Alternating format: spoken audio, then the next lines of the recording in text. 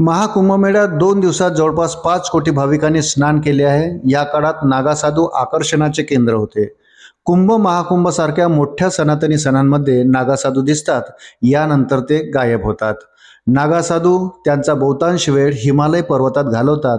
ते डोंगरावरील गुहामध्ये ध्यान साधना करतात। वृत्त सविस्तर जाणून घेण्याकरता चॅनलला सबस्क्राइब जरूर करा। अशा परिस्थितीत नागासाधू किती वाजता उठतात आणि त्यांची दिनचर्या कशी असते हे जाणून घेऊया। नागा संन्यासीचा दिवस पहाटे 3 ते 3:30 वाजता सुरू होतो। सकाळी उठल्यानंतर नागासाधू पहिली गोष्ट करतात ती म्हणजे स्नान। स्नानानंतर नागासाधू नामजप सुरू करतात। यानंतर ते हवन करतात। मग शिकवण्याचे आणि शिकण्याचे काम सुरू होते। जे नागासाधू लिहू आणि वाचू शकतात ते धार्मिक ग्रंथ वाचतात। त्याच वेळी ज्या नागा संन्यासींना अभ्यास कसा करावा हे माहीत नाही ते नामजप करतात। याशिवाय ते सेवाही करतात, जसे आश्रमाची साफसफाई इत्यादी।